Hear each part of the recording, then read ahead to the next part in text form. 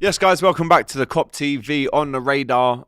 This is your transfer update show here on the Kop TV. So do us a favour, smash that like button, get your comments in. There's actually quite a lot to go through today, so I'll pack it all in. And hopefully you can leave your comments and subscribe to the Kop TV if you haven't already. Like I said yesterday, great time to subscribe, right? We've got player interviews coming out, trip to Hong Kong. So do yourself a favour and me and press that subscribe button. We're quite getting close to 60k now, all right? So I think it's 57 now, so come on. Let's press them buttons, please. First of all, we will start off with the fact that, according to Paul Joyce, Liverpool have rejected an approach for Bayern Munich for Luis Diaz. Max Erbel, Bayern's director of sport, made contact but was strictly told that Luis Diaz is not for sale. Liverpool's stance the same as when Barcelona made an approach last month. Now, my instant reaction to this is one of happiness that we've obviously rejected the bids. It's great that Luis Diaz is gonna, well, it's great that Liverpool want Luis Diaz to stay, right? And they're rebuffing bids for him. But the other side of me is like, well, until we lock him down on a new contract, a much improved one, then, you know, it's all very well denying bids from Bayern Munich, from Barcelona, but we've got to lock him down and get that guy signed up for a new bumper contract. And until we do that, of course, the top European clubs are going to go, hang on, he's only got a year or two left on his deal. Let's chuck a cheeky bid in. So I presume, and I've been wrong about this in the past, as we know, but I presume that both Luis Diaz and Ibu Konate do get new contracts at Liverpool Football Club. I do presume that. But listen, Bayern Munich, maybe they're a bit hurt with the fact that we, under their noses, came and took Florian Wirtz away from them. Obviously, they had the verbal agreement with him. But he's chosen Liverpool. Now they're going, right, well, you've taken one of our targets, so we'd like to take one of yours. Now, Luis Diaz is happy in Liverpool. There's no doubt about it. You know, he's a Premier League champion now. Been with us for 3.5 years, as has Ibu Konate, by the way, as well. So I'm a big fan of Liverpool rejecting the approaches from Bayern Munich, from Barcelona. But the next step is to sign him up. And there was actually a tweet where I got a bit of the inspiration for this video from, and it was from my mate Steve, who's at the the Redmen TV, I should say. And again, I think he sums it up perfectly. It's understood that the current wage that he is on is 140k. I actually think it was way less than that, if I'm honest with you. But he does say it's the right decision not to sell, but you have to give him a new deal. You can't tell a player that he's not allowed to go to Barcelona or Bayern and yet pay him like a backup player. There's obviously big rumours going around that Luis Diaz is on 55k a week. But according to Paul Gorst, who I've worked with on LFC TV before, you know, very trusted Echo journalist, he has said online suggestions over Diaz's wage packet were robustly dismissed by Anfield insiders last year, and it is understood that the attacker earns about 140k a week at Anfield. But we've heard 55. Is it 55? Is it 140? What would the new offer be? Would it be 200? I'm not sure. But Luis Diaz definitely deserves a new big contract at Liverpool. There's no doubt about it, right? So how do you feel about Bayern Munich coming in for Luis Diaz? How do you feel about Liverpool saying no, he's not for sale? And will Liverpool lock down that new contract for him as well? It's an interesting one, isn't it? Because his valuation is around about £70 million. So even if Liverpool did think about a sale, and it isn't on their agenda, that, by the way, then his price would make him one of the most, you know, expensive purchases in the window. But Liverpool would have to refine a placement, and they don't really want that on their shopping list. They've already got enough things to go out and buy, including a number 9, including another centre-back, and I'll get onto that very shortly. But yeah, according to Chris Bascom as well, who is for The Telegraph, his valuation is around £70 million, and he's got 2 years remaining. He's a very firm favourite of manager Arne Slot, and I just can't see him leaving. I really can't see him leaving. So Luis Diaz is not going to Bayern Munich, but make him sign that new contract, Liverpool. Good work. Or the Saudis could come in with a 75, 85 kind of offer, and then he'd obviously have to think about it. But with 2 years left on his deal, Liverpool need to up that inclination now and give him that new deal as soon as possible, to just not entertain any approaches, basically, for the Colombian. Their message is clear: he is not for sale.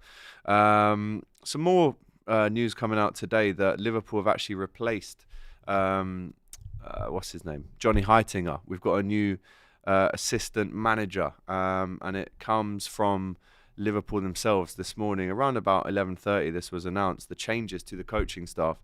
Former Netherlands, of course it's the Netherlands, former Netherlands international and captain Giovanni van Bronckhorst joins the Premier League champions in the position of the assistant coach, subject to receiving a visa. Also, you remember this name, Xavi Valero has returned to Liverpool as the new head of first-team goalkeeping coaching, moving back to Liverpool after spending the last 7 years with West Ham. He was actually at the club, I believe, towards the Rafa Brendan era, Valero. So he's coming back. Johnny Heitinger has gone to Ajax to manage there. But Giovanni van Bronckhorst is a fantastic player. He used to play for Arsenal, was the captain of Holland for some time. And the key thing to know here is that GIO van Bronckhorst was the assistant manager to Arne Slot when he won the league in Feyenoord. So it all makes sense now. All the moving parts are kind of falling together. So let us know how you feel about that. GIO van Bronckhorst and Xavi Valero back at Liverpool, which unfortunately does mean a fond farewell to Brazil legend and World Cup winner Taffarel, who has called time on his association with Liverpool that began when he took up the coaching opportunity at the AXA in 2021. Now, what are the ripple effects to this? Well, Alisson was actually the man that requested Taffarel to come in and coach at Liverpool. And now he's gone. And I know they had such a close relationship. Obviously, both Brazilian. Taffarel was around the place when Alisson lost his dad. I know they have a lot of barbecues together as well. So it is very, it actually is very upsetting to see that he is no longer at Liverpool because of that close connection with Alisson.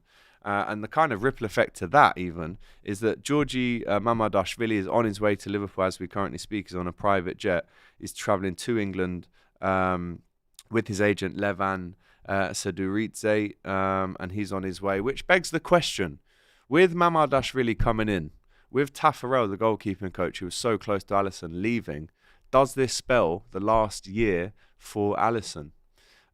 We know that the number 2 is going to be Mamadashvili, at least for this season, but it does seem as if Alisson might start thinking about leaving Liverpool in the next season, which I still think Alisson can be Liverpool goalie for the next 2 to 3 to 4 years, if I'm honest. But obviously the club are trying to future-proof themselves with Mamadashvili, and it looks like he could maybe replace Alisson in the season after the next one. So let me know your thoughts. Alisson, will he be upset and impacted by Taffarel leaving as a goalie coach? And does he just have one more year as a Liverpool goalkeeper first teamer? I actually think he's got 2, because there is 1 year left on his deal, but there is that triggering option for Liverpool to press to allow him to stay for another year after next year as well. So I'd be absolutely over the moon if Alisson did stay for 2 more seasons. But I mean, Mamadashvili is barely going to just wait and stick around waiting for Alisson to retire. So it's a difficult one. Who do you think replaces Alisson in a year's time? Is it Mamadashvili? It will be. But how long does Alisson have left at Liverpool Football Club? Do let us know. Also, some more news. According to, I think it was a journalist from The Guardian. I'm just going to get it up for you again. But it was Liverpool. A lot of you guys will follow Liverpool on Twitter. And here, according to Andy Hunter at The Guardian, according to him, Crystal Palace wants £65 million for Mark GUEHI, who has that 1 year left on his contract. We spoke about it yesterday that Liverpool would need patience with this one, and Ekitike. But Mark GUEHI seems to be very high on the list, and that fee, which actually was 70, it was closer to 70, 75 when Newcastle wanted him back in January. It is that high because Chelsea, of course, do have that 20% sell-on clause. So whatever money that Crystal Palace make out of this sale, Chelsea will get 20% of that from when he joined them in 2021, I believe. So that's why they're pushing up the fee. And at what stage do you think Liverpool just walk away from the GUEHI deal? I don't think Liverpool would want to spend 65. I don't think they'd want to spend maybe even 50 or 55. I think they're looking at the 45 kind of mark. But what stage do you think they just walk away from this one? Because Hato is still on that list, by the way, of defenders that Liverpool have been looking at. But in terms of Premier League proven, captain, leader, English, all that stuff, GUEHI does fit the bill massively. So I don't think Liverpool are going to pay that. I'll be honest with you, I just can't see it. So we'll see how that one progresses, and Liverpool will have to be patient with this one. But there's only so much patience you can show until you go, do you know what? it's not working. We're clearly not reaching an agreement here. We're just going to walk away. And my question to you is, if Liverpool do walk away from the deal, who is your number one choice outside of Mark GUEHI? For me, it would be Jarrell Hatto. So let us know in the chat who you think comes into Liverpool in that centre-back position. Also, there is news that Jarrell Quansah has officially moved to Leverkusen. Don't forget the last centre-back that we sold Leverkusen was Sami Hyypiä. He was number 4 for Leverkusen, and it's nice to see actually that Jarrell Quansah goes straight in and gets the number 4, which I think Jonathan Tah had last season. He's now obviously gone to Bayern Munich. So yeah, big up to Jarrell. You know, came through at the academy at 5-7 years old, and you know, has captained the team right up until the first team. Great move for him and his family as well. So that's the video. I'll just round it up for you. Obviously, Luis Diaz. Liverpool rejected the approach from Bayern Munich for Luis Diaz. How much time do you think he's got left at Liverpool, and when do you think he is offered that new bumper contract to secure him for the rest of his prime? Right, he's 28. Let's get him till he's at least 32, in my opinion. Also, goalkeeper coach Taffarel has left Liverpool as Xavi Valero has come in with GIO VAN BRONCKHORST. But John Achtenberg, actually, who was the goalkeeping coach last year, he said they were so smart to at least keep Taffarel, because if they changed Taffarel, they could also told Ali to find a new club. So is anyone concerned about Alisson's future with that news? Let us know. Good to see GIO VAN BRONCKHORST into the club, as well as Xavi Valero, and of course Liverpool looking to add to that squad as time goes on. So let us know in the chat what you think to everything that we've discussed in this video. But at the minute, it looks like Luis Diaz is staying. Looks like Mamardashvili is on his way to Liverpool, quite literally. So that should be announced any second now. And of course, anything else that happens, we'll have a video for you, won't we? To tell you what is going on. But listen, that's all for today on the Kop TV. Smash that like button, get your comments into everything I've spoken about, and subscribe to the channel for more good content. Take care, all the best.